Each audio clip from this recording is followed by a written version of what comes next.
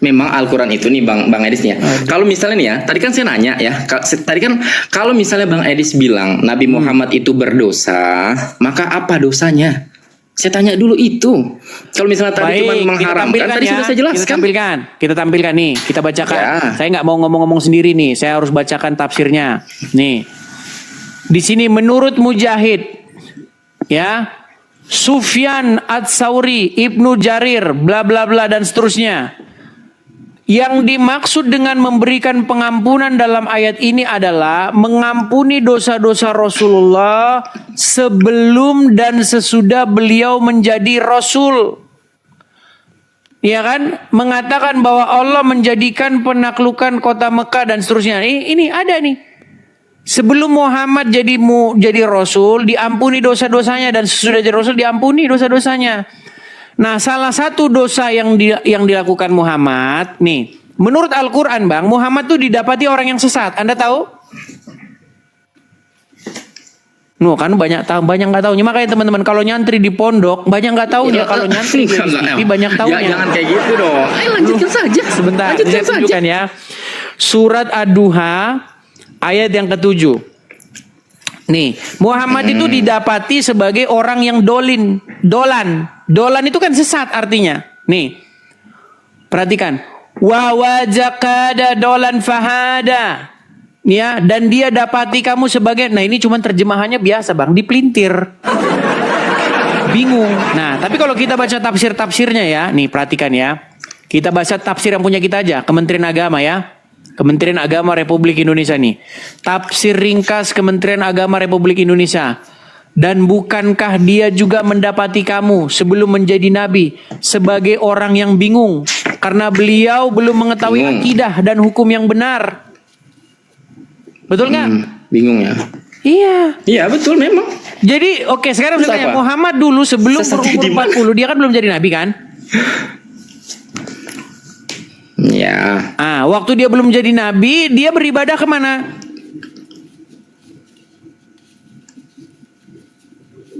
Bersama dengan kaumnya, betul? Orang-orang Quraisy, betul? Yang pasti tidak menyembah berhala. Oke, orang-orang Quraisy di Ka'bah ngapain?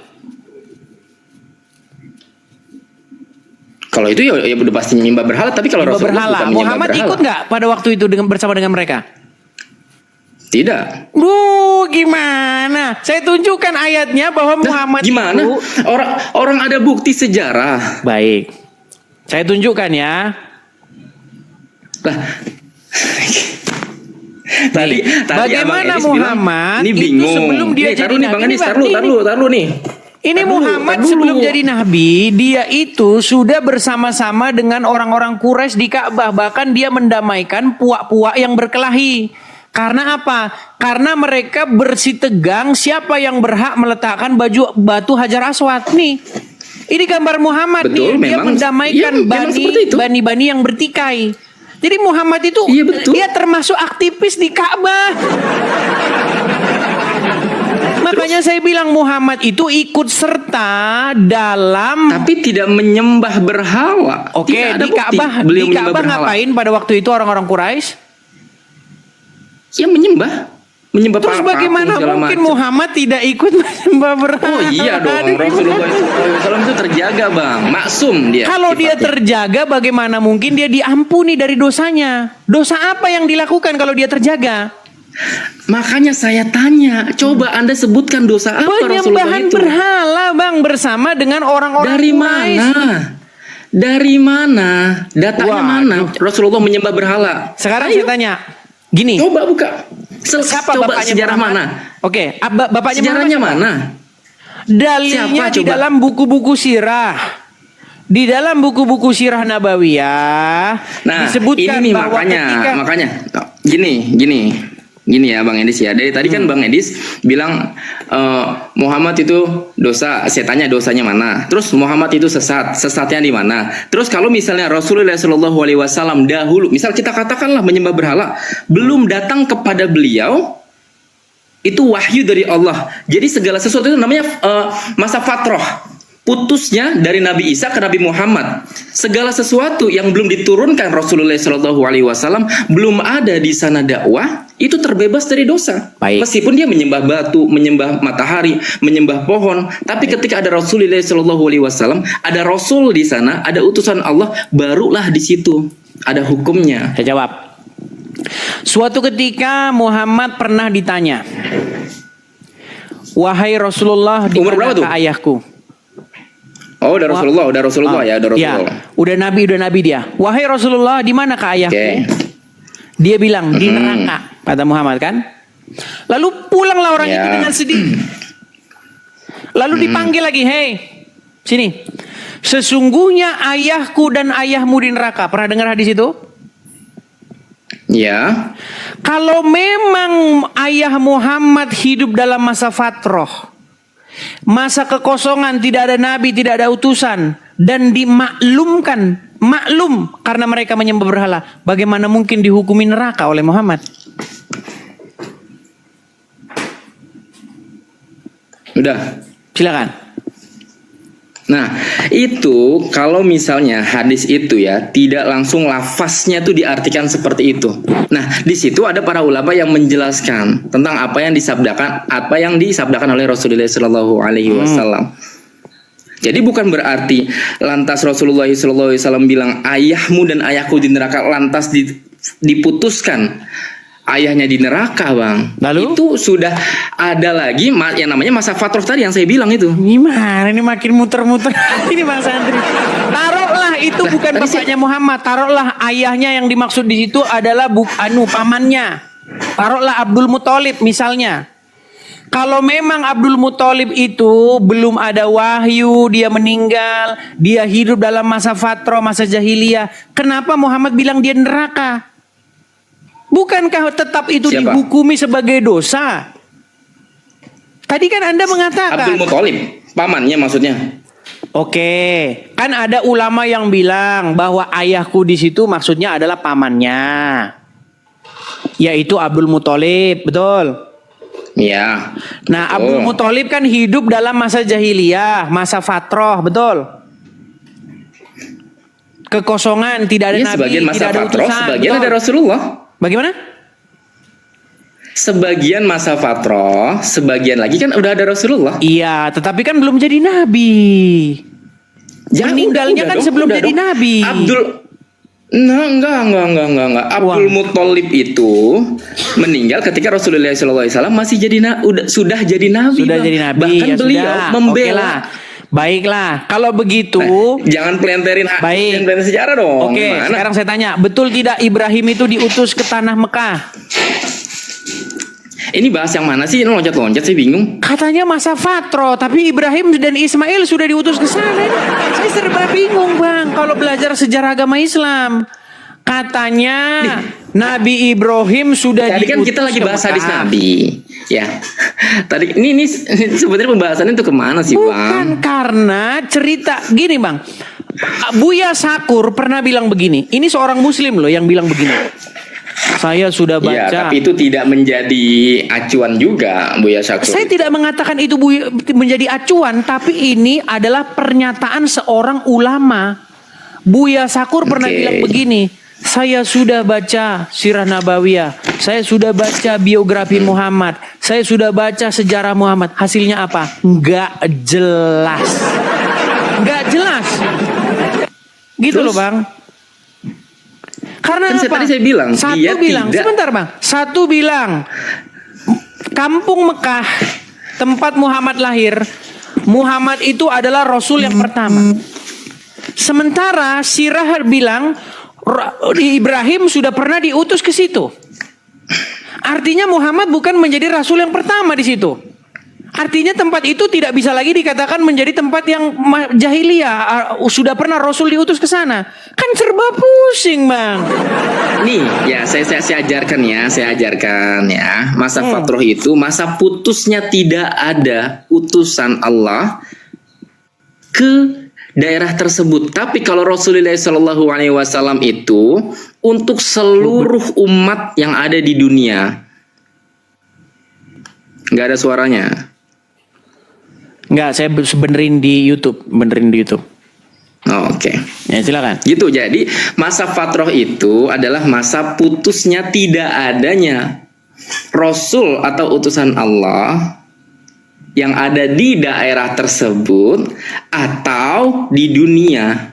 Jadi ketika Nabi Ibrahim itu kan udah putus kan dari Isa alaihi salatu wassalam, seorang nabi, itu jedanya ke Rasulullah sallallahu alaihi wasallam itu beratus-ratus tahun. Nah, itu yang disebut masa fatroh, tidak adanya utusan Allah kepada kaum tersebut, sudah putus. Jadi bukan ketika tadinya di daerah tersebut Nabi Ibrahim ada, lalu lantas itu dihukumi bukan masa fatroh. Oh tidak, masa fatroh itu putusnya antara Nabi Isa ke Nabi Muhammad SAW karena jedanya lama. Ya saya yakin Bang Edis itu tahu, cuman Bang Edis mencari cara bagaimana menjatuhkan Islam. Seperti Nah itu kan? ini dia nih kan, makanya dibilang. Lah, tadi sejarahnya ada pelintir kan, Abdul Muthalib. Menurut Ayo. Al-Quran, Muhammad itu rasul yang pertama nggak diutus kepada kaumnya? Rasulullah itu bukan diutus untuk satu kaum, untuk satu dunia, Bang. Kecuali Nabi Isa. Itu bertentangan Nabi dengan Isa itu ayat hanya satu Al-Quran. kaum. Bang, adakah seorang rasul diutus kepada kaum yang berbahasa lain? Menurut Quran, ada nggak rasul diutus kepada satu kaum? Ini kaum taruh nih Bang nih. Jadi tuh saya bingung gitu ya. Ini pembahasannya tuh nggak secara apa ya? Nggak secara runut gitu. Tadi Nih, bahas saya ini. tunjukin ya dalilnya, Sekarang bahas Bang, ya. itu. Tadi kita belum meyakinkan bahwa Abdul Muthalib itu sebenarnya masa fatroh atau bukan. Kita tuh harus kalau misalnya diskusi ya, ada goalsnya juga. Oh oke, berarti pembahasan ini sudah terjawab. Oh oke, berarti kesimpulannya seperti ini. Meskipun kita berdua tidak ada kesepakatan, itu nggak apa-apa. Oke, sekarang begini. Ayah Muhammad siapa namanya? Abdullah. Betul tidak? Ketika Muhammad lahir, Muhammad itu ditebus dengan sekian ratus onta supaya dia bebas dipersembahkan kepada berhala di Ka'bah. Tidak. Waduh. Ternyata abang ini santri. Nah, ini pembahasannya beda lagi. Ini oke. Pembahasannya beda lagi, saya bingung, Bang. Bukan, itu menjadi bukti bahwa Muhammad itu. Gini Bang, sebentar. Sebenarnya Bang, keluarga Tar dulu Bang. itu Ini adalah jadinya kayak gini nih. Ya, taruh Bang Edis. Sorry. 1 menit. Bang Edis tadi nanya dari pertama sampai ke berapa ini pertanyaan ini? Jadi istilahnya kalau bisa saya jawab, Bang Edis cari lagi nih, nggak mutusin dulu nih, selesai atau enggak nih. Tadi kan soal lima yuharimu, kenapa engkau mengharamkan? Terus lagi jatuh ke Nabi Isa, jatuh lagi ke masa fatroh. Iya, kita kan sudah lari kemana-mana. Nih saya tunjukkan dalilnya ya. Anda kan banyak nggak taunya nih. Saya tunjukkan dalilnya nih. Kisah Nabi Muhammad dan Abdul Muthalib tebus Abdullah dengan 100 onta. Nih ya, saya bacakan. Nih ya, perhatikan ya. Saya bacakan. Bukan saya yang nggak nyambung Bang, memang ini di Bang Edis nih pertanyaan loncat-loncat. Lu sebentar nih. Jadi saya istilahnya saja penuhnya ya. Sudah terjawab. Sudah saya tampilkan terjawab. penuhnya ya. Oke. Nih, perhatikan ya nih. Dikutip dari nih buku dan seterusnya nih ya. Kisah ini berawal dari mimpi Abdul Muthalib. Ini emang panjang nih. Intinya Bang yang saya bilang tuh apa? Muhammad itu dulu dia itu hampir dia itu dipersembahkan. Nih. Hampir. Iya, makanya ayahnya Muhammad, Abdullah itu menebus Muhammad dengan beberapa ekor unta. Oke. Ini panjang sih, saya tampilkan ya. Aduh. Bentar ya. Memang kalau dibaca sejarahnya itu pasti kebenaran Bang yang ada. Makanya Anda tidak bisa membaca semuanya. Sebentar. Inti sarinya yang mendiskreditkan. Ya memang panjang. Saya akan tampilkan. Sayang sekali ini Ini ceritanya panjang.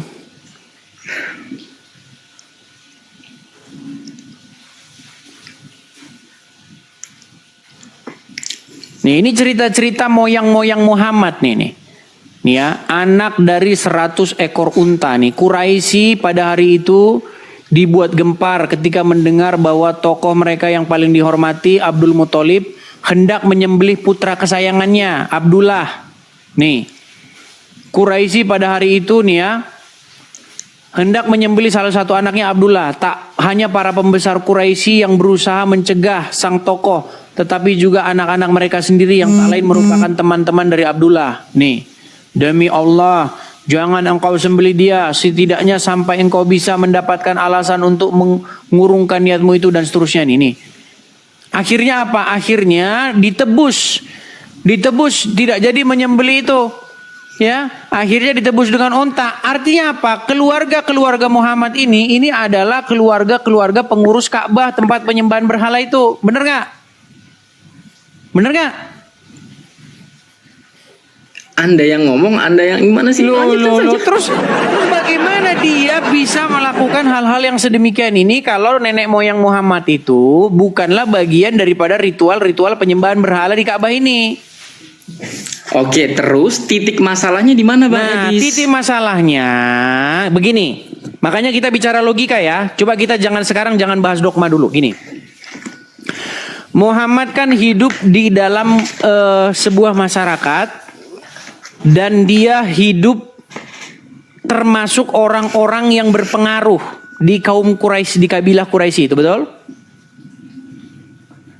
Iya, betul. Nah, pada waktu itu umur 0 sampai umur 39, Muhammad pernah ke Ka'bah nggak? Lanjutkan saja sesuai sejarah. Saya tanya dulu, biar kita nggak debat kusir. Saya tanya, ketika Muhammad umur Anda kan 0, versi Anda sejarah sendiri, silakan. Ini kan diskusi, Bang. Silakan ini Anda. saya tanya supaya saya tidak subjektif. Saya tanya Anda, waktu umur 0 sampai umur 39, pernahkah Muhammad ke Ka'bah? Saya nggak tahu. Nggak tahu. Lah, titik salahnya di mana? Ya Bang? jangan Saya nanya dipaksakan, titik Bang, salahnya. kalau nggak tahu. Oke lah, Bang. Ini sehubungan kita ada yang paham sirah nabawiyah, ada yang kita mengkaji sesuatu yang beda. Jadi ada kelas-kelasnya sendiri kalau seorang Islam menurut itu, Bang. buku-buku sirah, Muhammad itu bahkan dia itu mendamaikan pihak-pihak yang bertikai. Siapa yang berhak untuk meletakkan Hajar Aswad? Perang mereka. Akhirnya Muhammad ambil ide supaya pihak sana pegang kain, pihak sini pegang kain, ditaruhlah batu itu di tengah. Lalu dia melakukan ide itu supaya batu Hajar Aswad itu sama-sama diletakkan dan mereka tidak bertikai. Artinya Muhammad hebat itu ya, aktivis Nabi Muhammad Ka'bah. Mustahil dia bisa kayak gitu kalau Nabi dia Muhammad bukan hebat aktivis ya, Ka'bah. idenya brilian ya. Nabi Muhammad idenya brilian ya untuk mendamaikan berarti ya. Mau sudah dari idenya muda berlian atau apa, Muhammad adalah bagian. Akui dulu Ya idenya udah, dalam ya sejarah sudah. itu Ya, tercatat saya akui. jenius. Saya mengakuinya bahwa Muhammad ikut andil di dalam ritual-ritual orang-orang Quraisy sehingga Dengan idenya yang jenius. Muhammad bagian daripada ritual-ritual tersebut. Dan umat Islam mengatakan bahwa sebelum Muhammad jadi nabi, Ka'bah itu tempat penyembahan berhala. Kesimpulannya Muhammad bagian daripada umat yang dia nyembah berhala itu. Dan tidak ada sejarah yang mencatat bahwa Rasulullah mudanya menyembah berhala. Terus kenapa dikatakan Allah mengampuni dia dosanya yang lalu? Dosa apa itu? Saya tanya dari tadi tuh Bang. Nah Bang Edis juga bertanya kan, apa dosa Rasulullah? Iya, makanya tiada lain tiada bukan dosa makanya saya penyembahan tanya berhala. kalau Bang Edis nggak tahu. Ini coba saya tanya sekarang. Apa dosanya? Saya tampilkan apa saja datanya ya. sesatnya? Apa bingungnya? Kan dari tadi Bang Edis belum ketemu nih Bang. Baik, masalahnya setiap saya tunjukkan Bang, abang itu dari tadi tuh ngeles. Nih. Nah, kan abang memang bertanya, saya menjawab. Kalau ditafsirkan, ya seperti apa? Ditafsirkan oleh seseorang yang nggak tahu Saya tidak pernah maksud menafsir. dan tujuannya. Itu adalah tafsir Enggak, makanya daripada kan- umat muslim sendiri. Gimana? Bahwa Muhammad itu dahulu dia didapati sebagai seseorang yang tidak mengerti akidah, tidak tahu agama Islam. Ya memang. Terus agama dia apa? Kan dibilang itu adalah masa fatrah, Bang. Jadi memang Rasulullah Shallallahu Alaihi Wasallam belum menerima wahyu. Iya, belum menerima Paham. wahyu, berarti dia Jikalau- dia ritualnya di mana? Ritual peribadatannya di mana? Jikalau, oke, Bang Edis TV kita turuti. Misal, katakanlah kata-kata Bang Edis benar. Beliau pernah menyembah berhala waktu kecil. Itu bukan suatu kesesatan. Itu masa fatrah. Bukan kesalahan. Lalu Sekali kenapa? lagi dan Bang Edis juga tahu. Apa pengertian sesat? Ya, silakan tafsirkan sendiri. Sesat itu apa? Sesat Makanya adalah tadi saya bilang, apa sesatnya Rasulullah? Terserahlah definisinya apa. Makanya saya mau nanya, apa sesatnya Rasulullah? Apa dosanya Rasulullah? Apa kebingungan Rasulullah? Nah, dari tadi itu kita tidak terjawab. Dan sudah saya jawab semuanya. Oke lah, baiklah. Intinya yang saya maksudkan begini, Bang. Artinya di situ Al-Quran dengan tegas mengatakan bahwa dia diampuni dari dosanya yang telah lalu. Saya tanya kepada Anda, apa dosanya yang telah lalu? Anda bilang Muhammad tidak berbuat dosa. Sementara jelas Muhammad hidup dalam satu kabilah orang-orang penyembah berhala. Dan Bang Edis juga nggak tahu dosanya apa. Mustahil Muhammad umur 0 sampai 39 tidak pernah ke Ka'bah. Karena di dalam Iya. riwayat disebutkan dosanya menyembah berhala gitu, Bang. Kata Bang Edis dosanya menyembah berhala gitu maksudnya. Enggak, saya tanya. Berarti kata Bang Edis dosanya menyembah berhala. Ya jelas lah, terus apa? Oke, kan Bang Edis tadi tahu masa fatrah itu. Terus kenapa dihukumi dosa? Kalau memang itu masa fatrah itu adalah masa ini. Masa fatrah itu kan kalian yang buat-buat. Siapa yang bilang dosa? Al-Quran Kan abang yang bilang Edis sendiri. dosa. Lu gimana? Di situ dikatakan nggak Rasulullah karena Rasulullah menyembah berhala? Ya, kalau gitu Ilahnya dosa apa? Yang dilakukan alasannya? dosa apa? Nah, maka itu saya tadi tanya, kalau kata Bang Edis dosa apa? Kalau dosa itu setelah Rasulullah Shallallahu Alaihi Wasallam itu menjadi Rasulullah, terus membuat kezaliman, itu baru yang namanya dosa, Bang. Oke, Anda pernah tahu Muhammad sujud bersama-sama dengan orang-orang para penyembah berhala menurut Al-Quran? Tidak. Waduh. Nah, gimana Ini masih sih? banyak sekali, Bang, Beda yang lagi Anda tidak pembahasannya. tahu. Besok saya angkat tema itu. Tapi yang tadi enggak, tar dulu. Bang Edis juga segalanya nggak tahu. Loh. Tadi saya nanya ya, ini saya sudah mau urutkan jam Bang 12 pertanyaan-pertanyaan yang Bang Orang-orang Edis juga sudah pada istirahat. Gini, besok datang kemari, saya akan angkat sebuah tema di mana ada ayat-ayat setan di dalam Al-Quran. Di mana setan telah menginspirasi Muhammad sehingga Muhammad beserta para kaumnya sujud bersama-sama para penyembah berhala. Lu nggak tahu sujud di ayat. ngapain? Coba tunjukkan ayatnya. Waduh, ya besok biar umat selalu mantengin channel ini. Makanya jangan lupa follow Edis TV. Ya tapi Bang Edis di kesimpulan ini juga harus Oke ya. mengakui bahwa Rasulullah otaknya jenius ketika mendamaikan Baik, itu besok lah. Islam Oke Bang ya, Bang Santri, kita lanjutkan lagi besok, oke? Oke.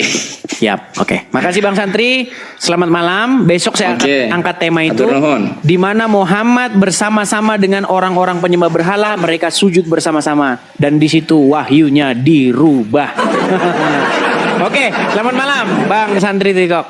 Oke. Terima kasih. Thank you, Bang Edis. Ya, teman-teman nantikan tema itu ya. Nantikan tema berikutnya. Teman-teman ini juga batu saya sudah mulai ngedrop dan habis.